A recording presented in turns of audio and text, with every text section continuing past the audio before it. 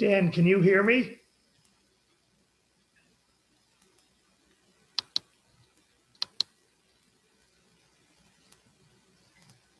Dan?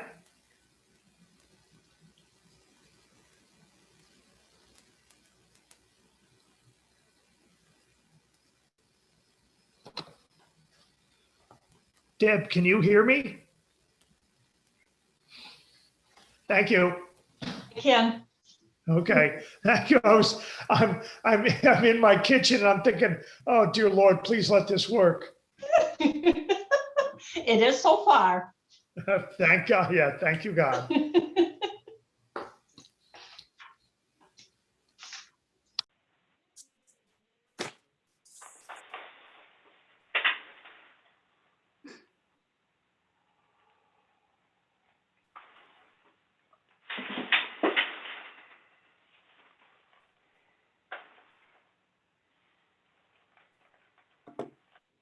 You still got a lot of people to let in, Ned? Yeah, I'm letting them in as they come on. We have 23 people so far. Okay.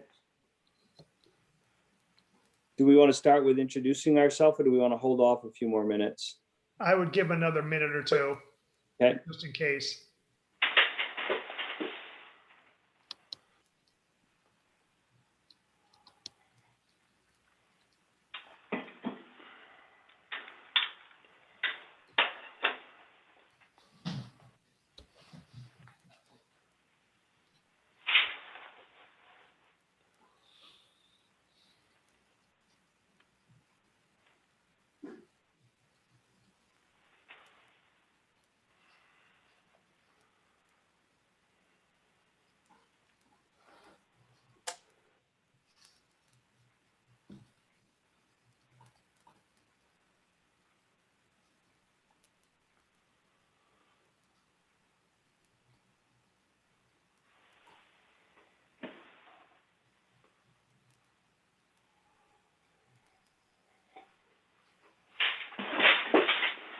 Nobody's come on board quite yet, Scott, so why don't you go ahead? Okay. So we're going to start by introducing ourselves. I'd also like to lay down a few, not really rules, but I'd like to have a successful and professional meeting. So when we call on to a topic, and if anyone would like to speak, I know it's hard, we're not in a room, but if you could just hold up your hand and then someone will address you. You'll have 30 seconds or a minute or adequate time to get your point across. And then if someone else wants to comment, please raise your hand and we'll try to conduct an organized session without 3 or 4 people trying to talk at one time. And then I'll let you facilitate that. Okay. So I'm going to start. My name is Scott Breyer, Select Board. Dave Gallup. Phil Marquette, Select Board. I'm going to add the Scott's thing just because I see a bunch of people on here that don't have video on and I'm not sure if they're going to have them.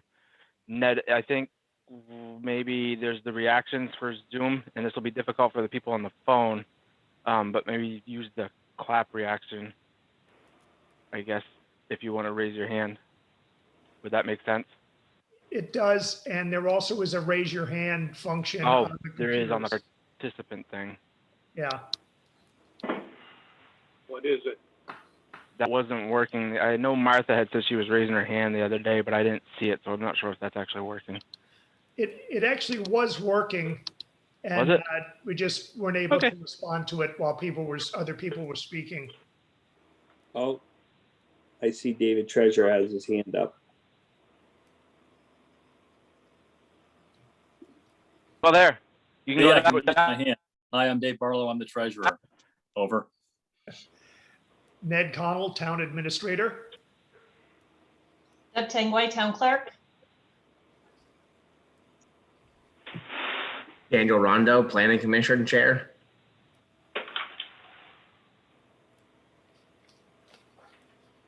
Joy Murray Merritt, resident.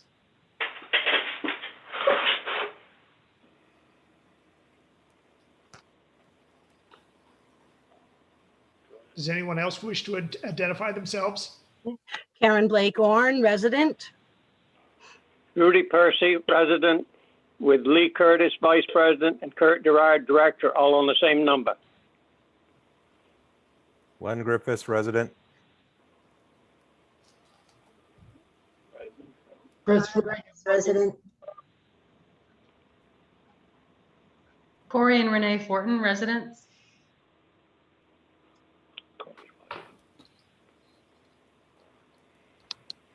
Chris Bailey. Line agreement every year.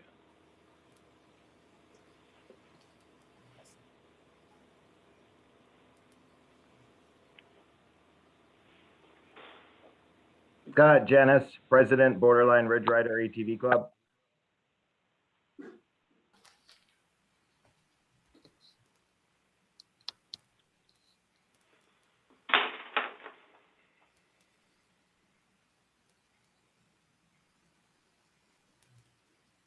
Martha Sylvester, resident.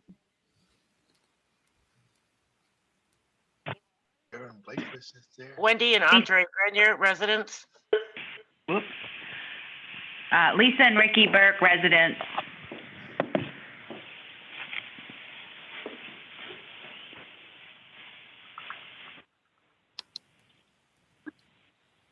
Norman and Linda Bennett, residents.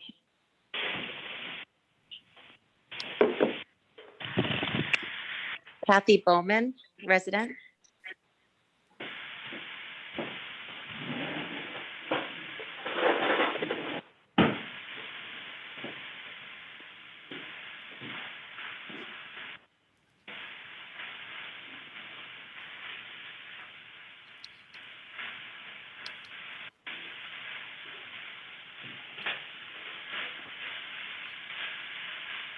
Anybody else want to identify themselves? If not, we'll get started.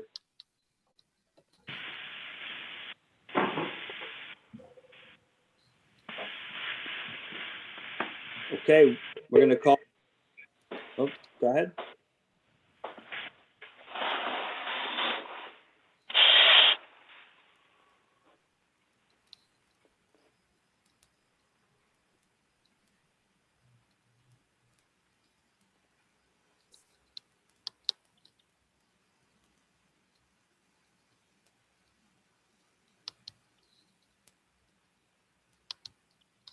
Can you hear me?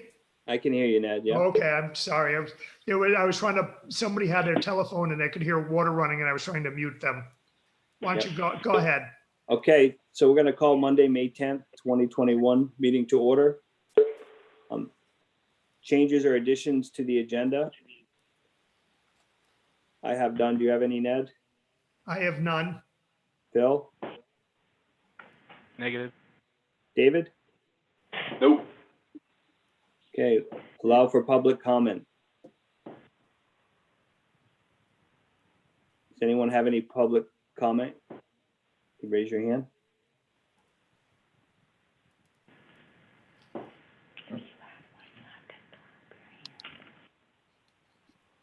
Okay, I see none. Ned, you?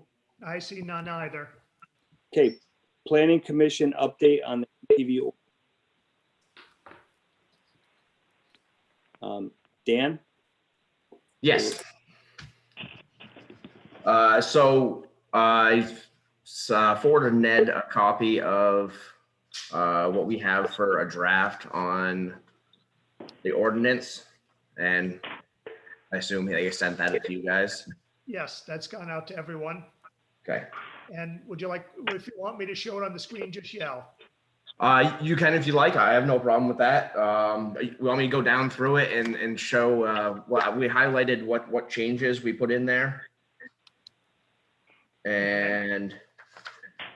But I can go down through and kind of summarize what those are. Ned, are you able to with the way you're set up, or you want me to do it?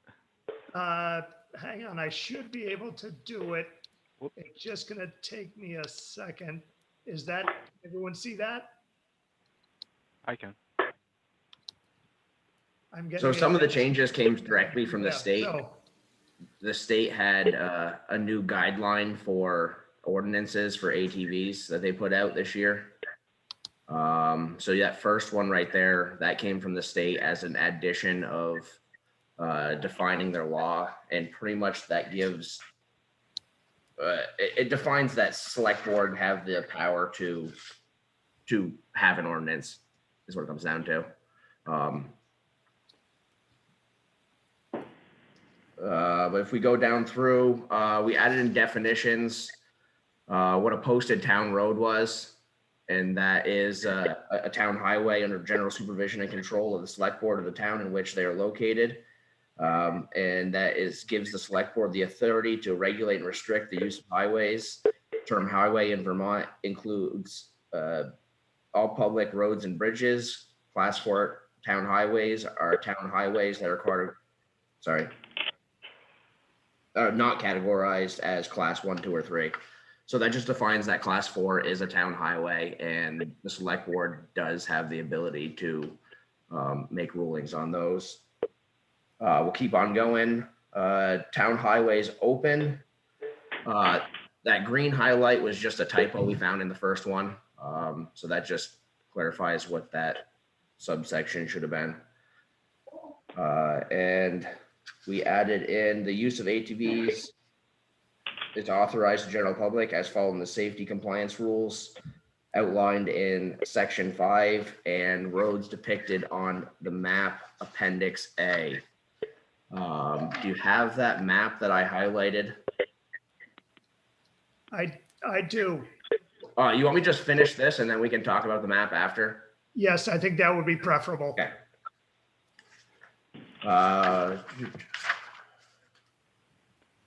Okay, posted town roads not depicted on the map shall be open to Coventry residents as allowed in safety and compliance rules outlined in section 5. That have displayed a yearly permit sticker. Stickers will be available to individuals that can prove Coventry residents annually free of charge.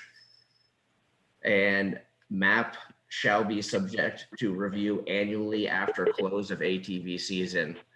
And that is the hopes that it's reviewed in the fall.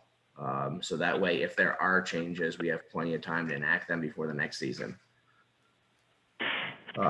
Into safety and compliance rules. ATVs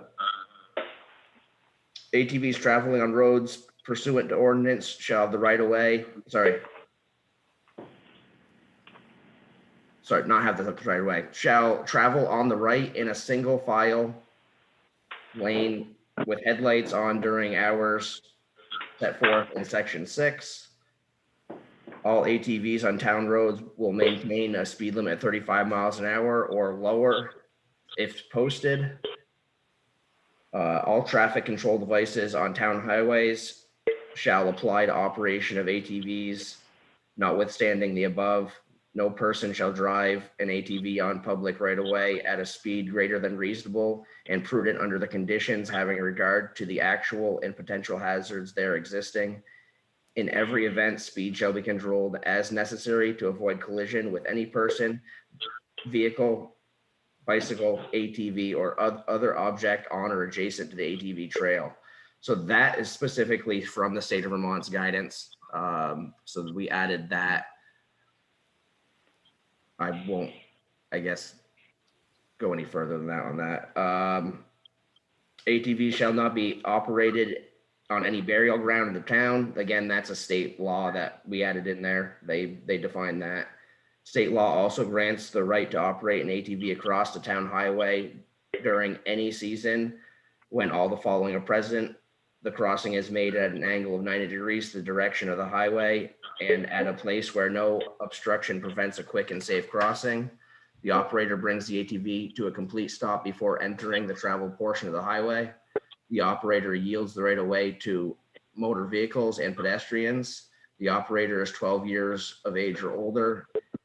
And in the case of an operator under 16 years of age, the operator is under the direct supervision of an individual 18 years of age or older who does not have a suspended operator's license or privilege to operate. Again, all straight from the state. Section 6, time of operation. ATVs may be operated within the town between the hours of 7 and 10 p.m. from May 15th to October 1st. So we added in the verbiage of the dates. We didn't find it prudent to change timing, as we're hoping that by reducing traffic on sensitive areas and reducing what our map has for open trails, the timing wouldn't be as significant. Penalties. The enforcement officer is authorized to recover civil penalties for operation of an ATV in excess of posted speed limit as specified in the state's Judicial Bureau penalty schedule. And then we went, and the state has some rules about fines and waiver amounts, infraction amounts. So without a waiver amount, from what we gathered, the state requires all of these fines to go through a hearing. If you have a waiver amount available and the violator responds in one of those 4 ways below, there's a way around having mandated hearings is what it comes down to. So with having the waiver amount, it hopefully will reduce the amount of hearings we'll end up having to have. So we set the maximum fine as $800 per infraction, and that's the maximum that the state will allow. And then put the waiver amount at the $500 that we already had our fines at, in the hopes that, you know, they'll choose the waiver fee. So for the offenses above, the law enforcement officer is authorized to recover a waiver fee in lieu of civil penalty as in the stated amount for any person who declines to contest a municipal complaint and pays the waiver fee. The enforcement officer is authorized to recover civil penalties for the following violations: operation along a highway that is not open for use by the select board, operation within a public cemetery, operation on a sidewalk that is not open for travel by the select board. And the violator can respond in one of these 4 ways: admit the offense, pay the waiver fee; not contest the charge and pay the waiver fee; deny the charge and request a hearing; fail to respond within requisite 20 days, resulting in default judgment. In such case, the violator is ordered to pay the full amount of the fine rather than the waiver fee. Just to touch base on law enforcement before we get too far off that, I did speak with Pedro, our town constable, and he had a discussion with VLCT. And in order for him to issue fines, VLCT said that it would require him to take law enforcement training, as well as have a uniform, and they recommended having a vehicle for patrolling. So more or less, they said, you know, if you hire the sheriff, you might as well hire the sheriff for more hours if you want more law enforcement. Being that if we start doing those things, it puts a lot of liability on the town, where the town could be sued if proper procedure isn't followed. Otherwise, you let the sheriff take care of it, and they're the professionals.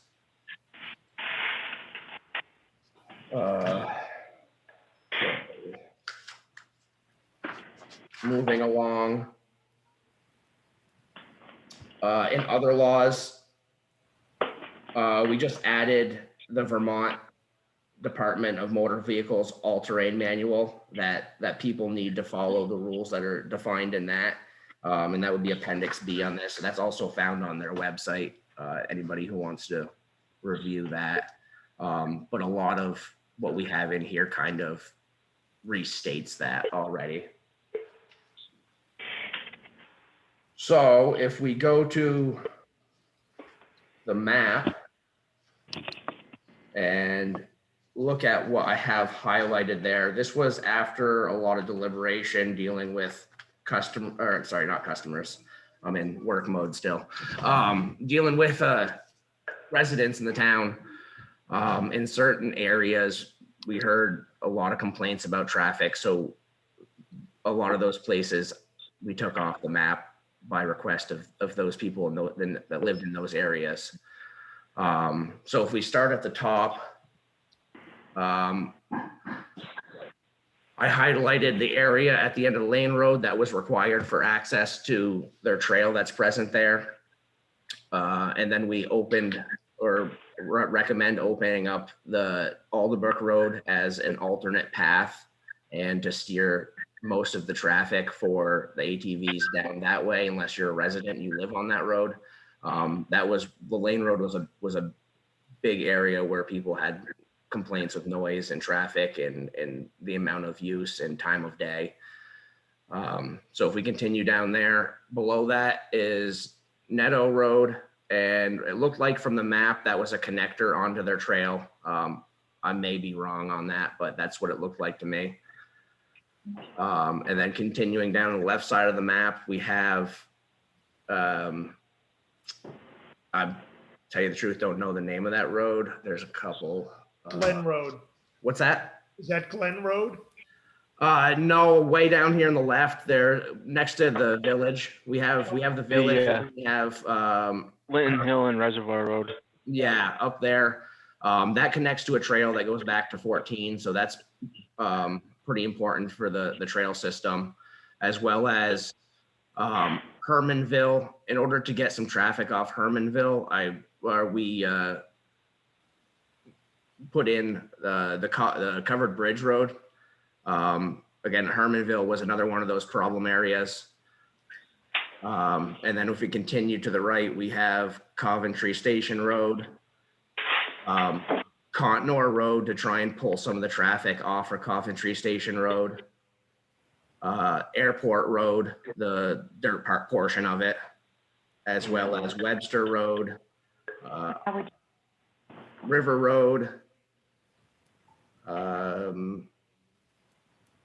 Then we have on the right side, continuing down River Road, we have, I can just move this out of my way, Pine Hill and the Glen Road. And then again, I forgot the name of the road that's across the interstate access, or not the access, but interstate bridge there from Pine Hill, continuing to Brownington. That was at, highlighted as well as it. I believe Brownington has all of their roads open. I don't know if anybody can speak to that.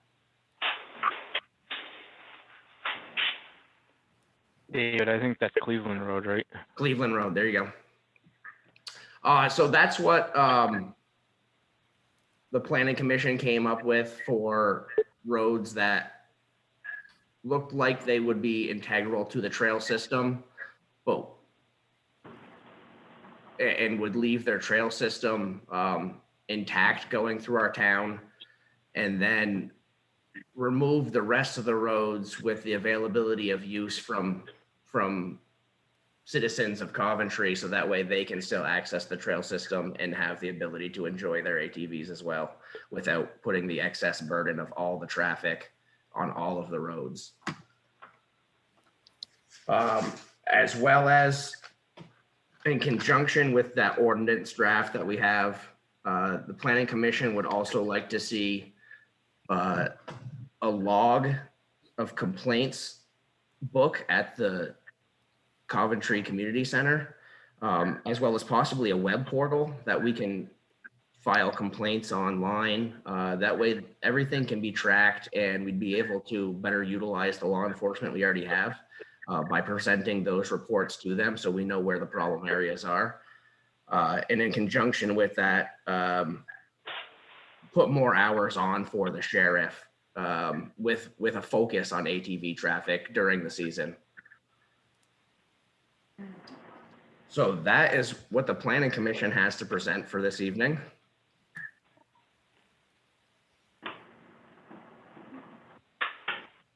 I'll say I like what I see. I do have one question. Go for it. Where am I? I'm scrolling through it on my screen. Have we checked? Maybe we just need to check on that. Is the sticker part with proving residents able to restrict it to that point?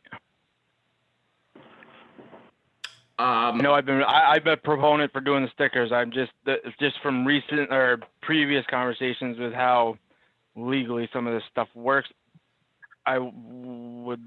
I think we got to look at that. Definitely, You're gonna, definitely a question for VLCT. I know that Yeah. Newport put in their ordinance that residents and invitees have access. and that was my next thing, was to maybe add something like that in, because I know you're gonna have people that'll have friends over, and we don't necessarily want to restrict, still make the friends have to trailer to the trailhead when the Right, and residents that's a have to. possibility to add that in there, that as long as you're with somebody who has the sticker present as a resident, then it's not an issue. But that wasn't, we didn't put that in there, but Yep. it's definitely a possibility. Yep. Those are my only two things. I like a good job. May I ask a question? Yeah, go ahead, Karen. Yeah. First off, these compromises, you guys really did really good work. Thank you. But I'm just wondering about taxpayers in Coventry who don't necessarily live in Coventry, but own property, pay taxes, and have a camp there. How does that work for the resident sticker?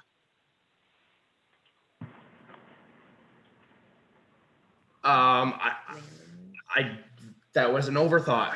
Thank you for bringing that up. Maybe we could add something in there where if you have a tax bill, and can prove residence, one or the other.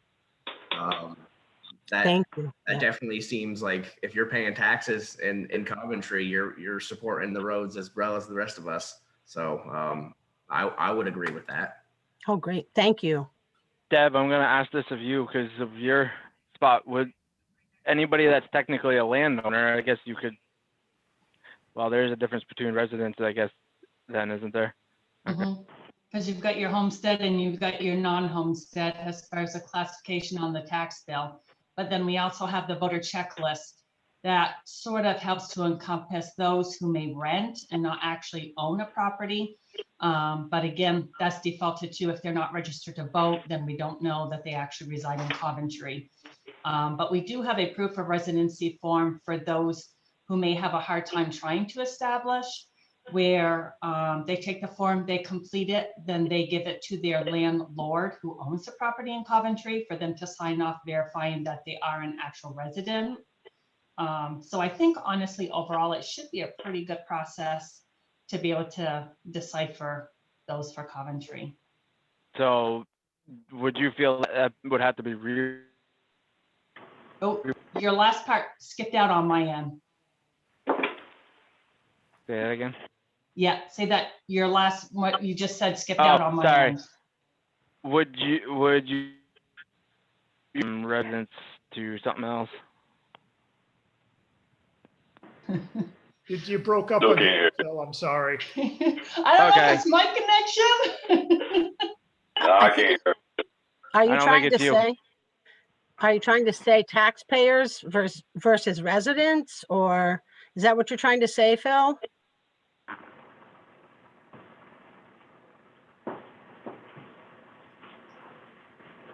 Phil's mic is muted from what I can see on screen now.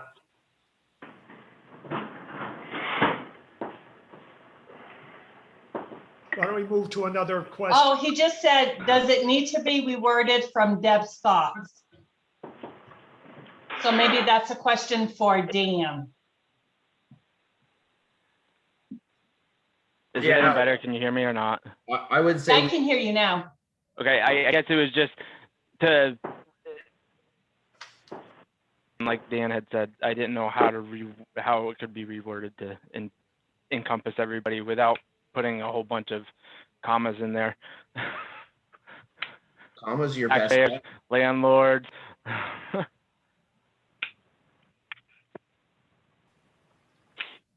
We could do Coventry residents or taxpayer.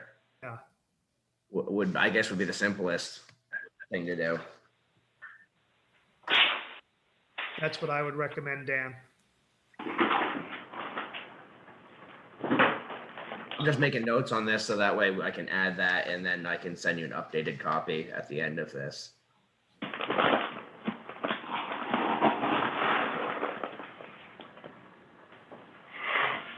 Anyone else have any comments they'd like or any input? Yeah, I have a question. Yep, go ahead. Ricky Burke, I'm kind of a little confused.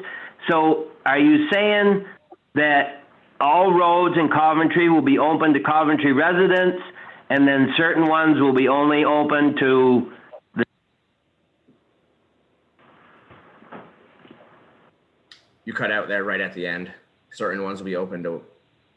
So my question was I'm kind of confused. Are you saying that, so all Coventry roads would be open to residents with a sticker, and the rest would have to stay on the trail system that you just had mentioned? That's correct. The trail system would be what we allowed Borderline to publish in their maps, and Coventry residents, for ease of access to their own personal properties, would be able to utilize the roads in Coventry in order to access those trails. So you would be only able to go on a road to access your house? Is that what you're saying? If the way it's written, you would be able to utilize the Coventry roads as long as you have a sticker provided on your machine. We didn't define if it's only to access trails, because I feel like, or we felt like the Coventry taxpayers should have a ability to use their roads, but didn't want to overwhelm everybody else with all of the traffic of the rest of everybody else that utilizes all of the trails. Okay, I understand now. Thanks. May I speak? I think that the example that Dan's trying to provide is if you were, from the city of Newport and had friends up from Massachusetts, you would stick to one of the mapped routes that's on that map they had. Whereas if you were a Coventry resident that had a couple of friends up from Massachusetts, you could sort of ride from your home to the trail network, or to the Martha's or something like that for lunch. Am I right with that, Dan? Yes. And then I'm also getting out of that, if you had a friend or relative that lived in Coventry and he met you at the trailhead with his ATV and he had a sticker, you could go back to his home and have a cookout as long as one member of the group had a sticker. Is that? Yes, that's something else that I need to add in there, that the invitees part. Correct, Scott. Right now it's not written in there, but I did make note for invitees as well. May I speak? Yes, Rudy, go ahead. Yeah, before we get too far away from the roads, we left out Coventry Pit Road. That's one of our connectors. And Maple Ridge, where we go in the woods by Corey Fortin's, that was left out. That's another connector trail. What was the second road you mentioned, Rudy? Maple Ridge. Maple Ridge. And then there was Coventry Pit Road? We have the Coventry Pit Road. We come into Coventry Pit up on the top and come down through and cross Route 14. Okay. That's actually just drive, right, David? I don't think that's a road. Well, I've always had it on as Coventry Pit Road, so. Okay. Question is Maple Ridge the whole road, or is it just a section? No, we come out at Coopers or Cuppers, I call it Cuppers. And then we turn right and go from there to Corey Fortin's, then back into the woods. It's just a short distance. Yeah, and I've seen very little issues. On occasion, there might be somebody going after hours, like after 10 o'clock at night, there might be somebody that drives through, but I haven't seen any significant issues on our road. Okay, and while I'm on, let's verify the lane roads. You're saying you want to give that to Coventry residents only? On the Newport side, correct. And what about on the Coventry end? The Coventry and where the trail meets in the Calkins Pit area would be open, that's obviously utilized by your trail system. Yeah, because we come out from the Route 14 and go up through to get into Calkins Field, and that's on the Lane Road on this end. That's a connector trail. Yeah, I think you have that marked on the map already. I don't think Rudy did do the map. What's that? You were saying it's a connector trail on the Newport end as well? Well, Newport end is, we're trying to get from the Reed Road, so that was going to come in on the Lane Road on the Newport end. And on the Newport, Coventry end, down here by Calkins Ready Mix, Calkins Sand and Gravel, we have a portion of the Lane Road we have to use to go up to get it through Calkins Gravel Field to get off the road to go down the trail. Okay. And so the use of the Alderbrook Road wouldn't relieve the need for that traffic all the way down the Lane Road? It'll relieve traffic, but it won't be. It wouldn't relieve it all, no. How do we get to the Alderbrook Road? You can't drive down Route 14. How do you get to Lane Road from Reed Road? There's a trail from the Lane Road that goes to the Alderbrook Road. Correct. That's why we need to use part of the Lane Road. It comes through Calkins Gravel Pit or Field up here. Right. And from 14. That's how I get here from my house. And if Alderbrook Road was open, then you would be able to turn down Alderbrook Road and get into Newport. Yeah, but I'm talking to leave from my place. I go up here and get into Calkins and go down the Lane Road and take a right at the end of their field and go into the woods and come out on the Alderbrook Road. Right. I can't just go down from my place down through Route 14. That's not allowed.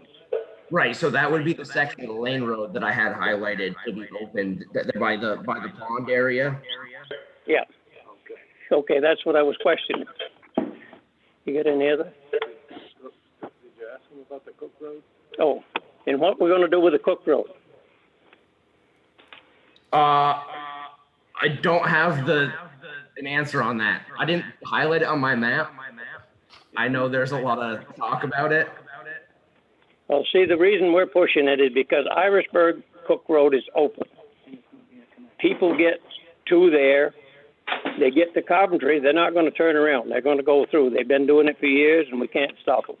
And now that Newport Coventry has given us permission, all roads, they've started using that road. So now it's going to have to try to, I don't know what we're going to do with it. I'd like to make that a connector from there to Irisburg, Vassar Trail. Then the Vassar takes responsibility of the trail.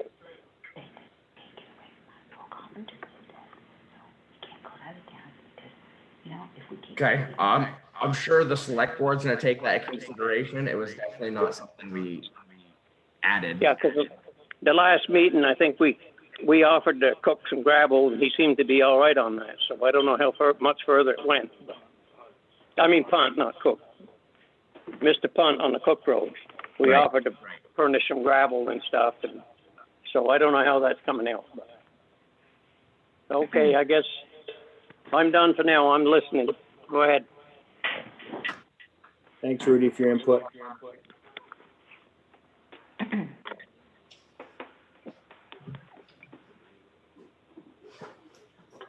Does anyone else have any comments they'd like to share? I'd like to make a comment. I would. Go ahead, Dave. You speak to not overwhelming residents, but by taking traffic off the Lane Road and putting it all down on the Alderbrook, you're overwhelming those residents. Alderbrook is the busiest road in the town at 1,200 passengers a day, designated truck route. Yeah. And then when you speak to the Hermanville, you're overwhelming the people on the on Covered Bridge Road that has a which is more dangerous with that blind knob. And then on Cook Road, if you don't use use Cook Road and get people out to Irisburg, you're actually overwhelming 18 more residences by going up to the airport and out that way to through the Bob Lawson's barnyard to that nasty crossing of Route 5 right at the top of the hill. Where if you're using Cook Road, you come out down by the old Frechette farm, down by Crotos, where you have a clear line of sight, it's level and safe. So I think you really ought to think about how you're impacting the other people by trying to appease some. That's a great point, Dave. Thank you, Dave. I didn't have that side of the story when we were putting this map together. I didn't have any input about you know, the safest routes. I kind of just took what I was hearing from the public and applied it to this. Yeah, it's not perfect. There probably be some changes.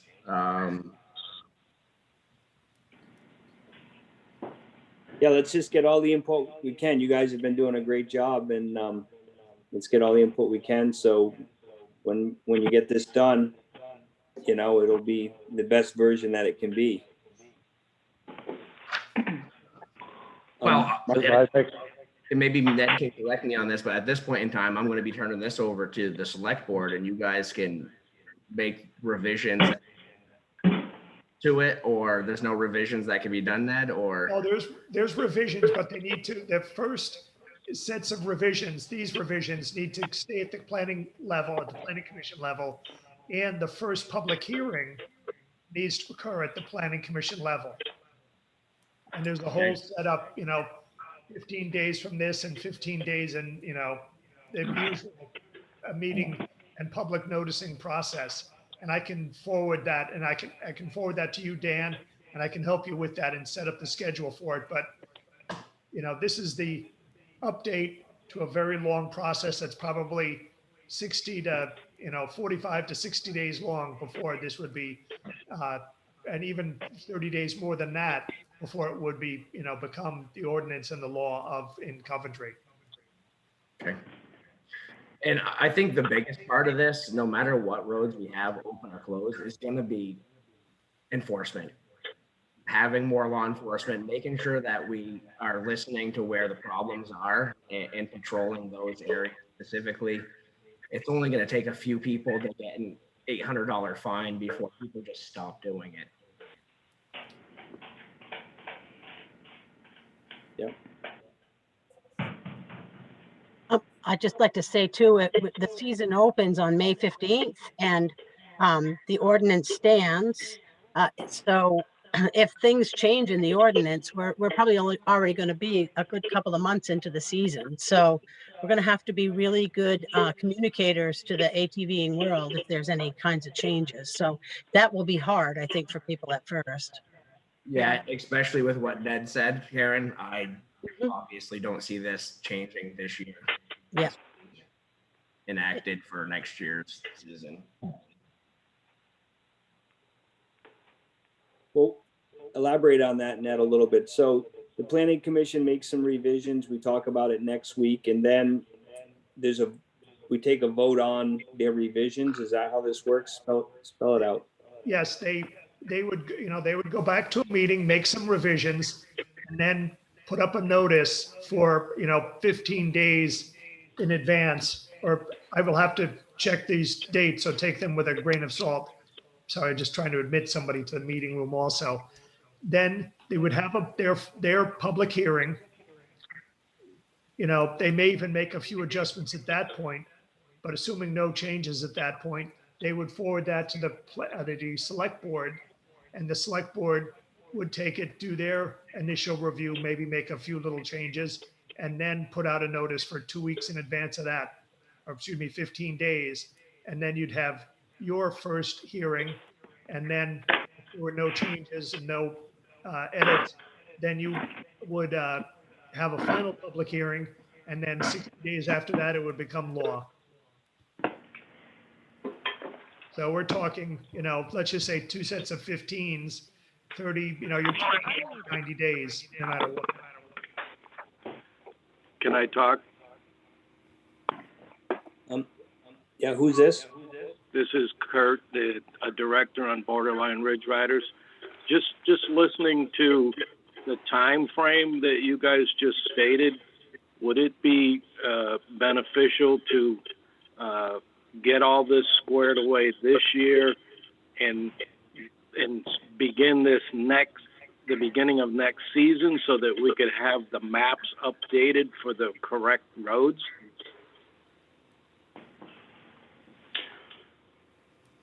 Ned, did you just say they'd be 90 days out anyway at the earliest? Essentially, yes, that is correct, Dave. So if it was even at 90 days, I mean, you're almost through the summer at that point. Am I Right. correct? Essentially, you would be into something like, what's the middle of August, something like that, give or take a little bit. So the one thing we can do this season is put up on the website, a complaint, not a complaint hotline, but a complaint form so that people can fill it out. Then we can get that together for the planning commission and for the select board, so we can think about that in, say, mid to late September. And then we'll have the map, the ordinance flushed out, a review by the town attorney also would also be good in the interim.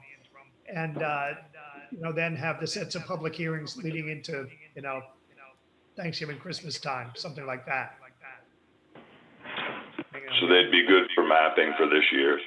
Yeah, and then we can hit all the roads and, get a few tweaks in between. Yeah, that makes more sense. And David mentioned opening. I think more roads will relieve the traffic on all roads.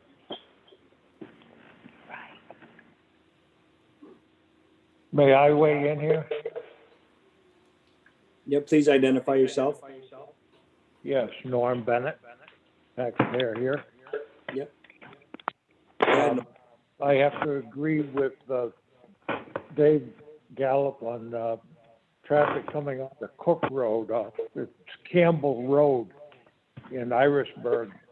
And you get travelers coming off Campbell Road onto Cook Road, the destination being Newport, maybe the diner in Coventry, but that's a direct route and there is good visibility there. I'm opposed to closing down the Lane Road just because it's going to funnel more traffic onto the Alderbrook Road. And if we're to adhere to a 35-mile-an-hour speed limit, and traffic travels a whole lot faster than 35 on the Alderbrook Road. I travel that daily, so I know what I'm talking about there. I like to take a leisurely trip out the Lane Road. And I think by trying to channel all the traffic onto the Alderbrook Road, you're going to see a lot more complaints down there. So I'd be in favor of keeping all the town roads open for another year, see how it goes, log your complaints, and we'll discuss this next year. Why rush it? I realize that they'd like to get it on the map for next year, but I would just like to go on record as saying I don't believe we should be closing any of the roads. It's worked for other towns. It creates a law enforcement problem. You speak with the law enforcement officers, even they don't know which roads are open and which ones aren't. So for that reason, I'd like to keep our roads open. And if we have problems, well, let law enforcement take care of it. Thank you for your time. Thank you. Thank you. So the thing about kicking it on till next year is there's already been complaints about it being kicked on from last year, and now we're at this point in time. So we do need to make some sort of, movement on it. But we will have this year to see how it goes. I mean, the roads are going to be open until this gets changed for this year. So we will have that chance to see it for better or worse. But like I said, the Lane Road was, I had a lot of complaints on that road, and a lot of it was to do with speed and dust and time of day and the width of the road. So unless there's another way to take care of some of those other issues, like widening the road, I'm just throwing things out there. I know that's a ridiculous amount of money that would take to do that. But we didn't have a really better solution for the lane road besides closing off the portion of it that the complaints were coming from. I'd like to make a point. Sure. Go ahead. Ricky Burke. You know, on the lane road, that's a great place for the sheriffs to be parked. It's not like they have to be, you know, off the trail or, I mean, if that's a real bad spot, then let's concentrate, you know, setting the sheriff up there. And another thing too is everybody, I don't know, is that this was voted on, and overwhelmingly the Coventry residents voted for this. And here we are, you know, having to discuss it. We shouldn't, you know, I know some people are concerned, but we voted for this, and this is it. And you know, we all should go by it. That's what we vote for. Agreed. There was a vote, and that was due to a petition being filed with the town, and it got opened up to a town vote. I don't know the logistics on voting on this again. I don't know how that would work. You know, it's essentially it's going to be up to your voted in officials to make this determination. And then if the determination isn't correct, there's always that chance of a petition going around again and having another vote. Which would put you through the season. Correct. So, Dan, we appreciate the planning commission's efforts, and I think just keep moving forward. We'll keep trying meeting after meeting after meeting, put this to come up with the presentation of how the residents or from the input you get of how this should look, and then we'll go from there. Okay. I'm just looking at some of these questions coming up. If I can pull up. I will download a log for you, Dan. Okay. A text file of all the questions from the chat room. May I just ask Rudy Percy? Rudy, is the Alderbrook Road open even if we don't make changes to the ordinance? Not yet, not until June either 15th or the 20th. Well, Okay. Is that on the Newport side, you mean, Rudy? Newport end, yes. Yeah, so technically the Coventry side, all Coventry roads are open right now. Yes, the Coventry side is open now, but we're waiting for Newport. Which they've got a 60-day, I believe it is. And it's sometime in June. It's June 15th that they're pretty sure it's going to be open, that end. Awesome. So that Thank would you. help. But like somebody said, I'd like to see both roads open to split the traffic up. It relieves a lot of traffic on other roads, the more roads you get open. And what I'd like to see is if we got complaints, I'd like to see them posted on the Borderline Ridge Riders so we can get it out to the people. I agree with you, Rudy. I noticed very recently there was an issue with people riding in Derby, and it was very quickly solved. Yes, through we the caught them people within 2 days. You guys are on top of the issues when they come up, and we appreciate that. Rudy, I wrote that one down. That's a great idea to forward the, consolidate the complaints and forward them to the Ridge Runners. Okay, we appreciate that. Thank you very much. I'd like to make a comment if I could. Okay, Len.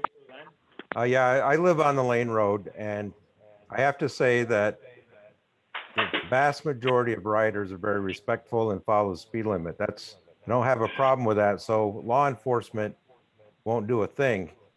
The problem I have is the volume of traffic is just constant all day long Saturday and all day long Sunday. So the idea of opening up more roads, I think, will relieve the traffic on Lane Road.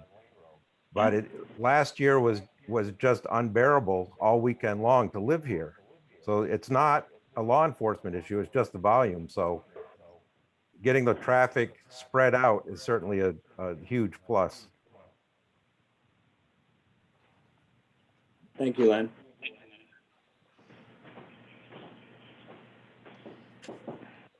Okay, Len, can I clarify? Did you just support opening more roads than less? Well, opening the Alderbrook Road anyway, that would certainly relieve, because Lane Road is a funnel for all the other trails. Everybody has gone from the trail onto Lane Road. So all the trails have some traffic, but then it all ends up on Lane Road and it's just crazy. So having the Alderbrook Road open all the way through should at least cut it down by 50%. So with all the roads open this summer, it's a good experiment to see what's going to happen. And if the club could try to direct more traffic onto the Alderbrook Road, I think that would certainly help as well. I think having that Newport end is going to be the changer, because that wasn't there last year. So Bill's got a key point. A connector there will add to the people being able to come down that road. Yes or no? that's still about 3 weeks out though, right? So you will, You want to let the dog in? Len, you won't feel any relief for 3 weeks probably after Yeah. the trail's open, but then you should notice a big difference. I'm an optimist. Well, I want to thank the Planning Commission for all your hard work on this. Keep going. We'll have it on the agenda again. Thank you, Scott. Thanks for all the input again, and we'll go back on it and add those changes that we discussed and have another discussion with the rest of the board and see where everyone else is thinking. Yep, thanks. Thank you. We have a hand up from, Go ahead, Ned. from Christopher. You have your hand up? Yes, Mr. Chair. Could you ask the, and I'm talking to you because that's proper procedure, I guess. Could you ask the town administrator to email me a copy of the ordinance so I'll be able to have it when I'm writing my story? And I also like to have a list of the attendees because I don't know everybody's last name who spoke tonight. Thanks. Thank you. You heard that, Ned? I heard that. I will, that's Christopher Roy. Yes, it is. Yep. All right. I will try to get you a list. I will definitely send you the draft. Okay, thank you.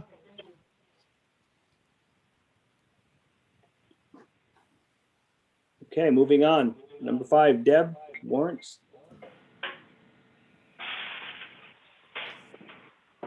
Okay, so you folks, it was a very short little warrant list this time. But it's just to capture some of those invoices through the transition between the town administrators that some just sort of got slept with the emails. Just for your signature. It was mainly fuel, wasn't it, on there? Fuel and UniFirst Yeah. were the two big ones. So that's why those bills were so big, you just, they weren't getting paid? That is correct.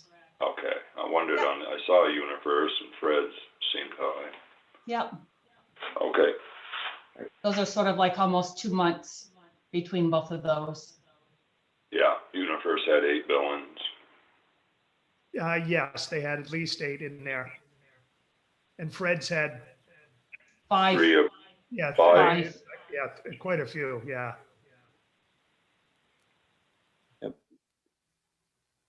Okay, you'll get those around for signature.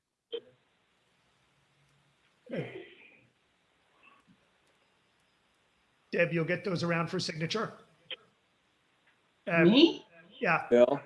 Yeah, Phil. Somebody will get them around for signature, yes. Okay. Is that it, Deb? Yep. Okay, moving on. Minutes, May 3rd, 2021 meeting.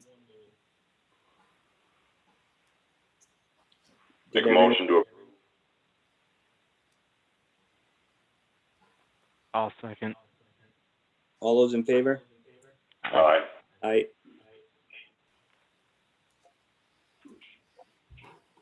The other Go business. ahead. Go ahead, Ned, and other business. The other business was at the request of Dave Barlow. We had a motion in the April 19th meeting, and it said to authorize funding for the truck purchase. And we should have said, and we should have all been, I should have caught this, it should have been from the Road and Infrastructure Reserve Fund. So we just need a corrected motion that just says to expend up to $79,000 for a 2020 Ford F600 truck from the Road Infrastructure and Equipment Reserve Fund. I'll make that motion. I'll second it. All those in favor? Aye. Aye. Dave, you abstained? Should I? Yep. Yes, yes, you did. Yeah, you abstained. Yep. Okay, number 8, executive session. So we're still in negotiations with, Oh, go ahead, Scott. Sorry, Yeah. I thought you were already doing it. Go ahead. no, so we're in negotiations with settling on a value for WEC on their reappraisal, and premature knowledge of this to the public would place the public body or person involved at a substantial disadvantage. So it'd be executive session 1 VSA 3131. Yep. So I'd like to invite myself and Ned and Dave Gallup and Phil Marquette and Dave, the treasurer, into executive session. All right, I'm going to pause the recording right now. Zoom recording.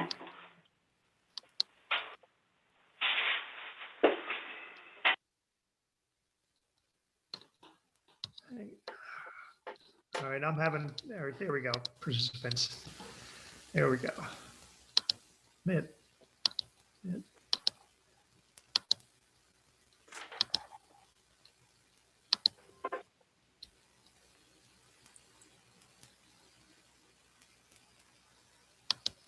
Okay, Scott, everybody should be back in by now. Okay, so coming out of executive session, after discussion, no determination was made at this time. Negotiations will still continue on WEC. Moving on to number 9. The appointment of or employee evaluation of a public officer or employee, provided that the public body shall make a final decision to hire, appoint a public officer or employee in an open meeting and shall explain the reasons for its final decision in an open meeting, 3-month review. So this is going to be, we're going to go into executive session to discuss the 3-month review of our new town administrator. Premature knowledge, VSA 313-3. And I'd like to invite the board and Ned. All right, stopping the recording now and let people back in.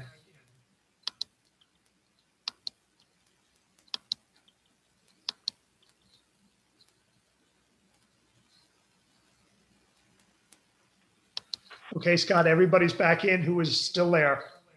Okay, so coming out of executive session, the board discussed with Ned his 3-month review, and we're happy with Ned, and we gave him a list of activities and projects to do and some recommendations. So thank you, Ned, for being part of the town. It's a great team, and I'm happy to be here. As long as the Dave Barlow snow in his background stays away for at least several months. Yep. He did say something, but it was muted. Go Yeah, ahead, well, he Dave. was chewing his chicken nugget, I think. I did it. It's, it snowed up here on Maple Ridge today. I'm not, we're quite a bit higher in the town, so Hey, did it stick on the landfill? Or could you see up there? No, that thing's steaming. Full of heat. You know, the WEC plant keeps it all heated up. Well, a big thank you to everybody tonight. Thanks, Dan. Everybody on the planning commission.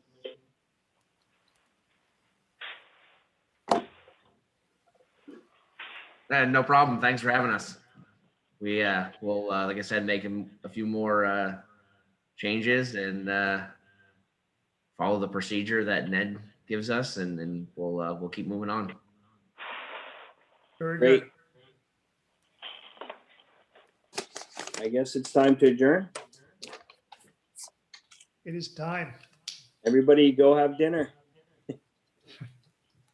We'll see you later. Thanks, everyone. Good night, everyone. Good night.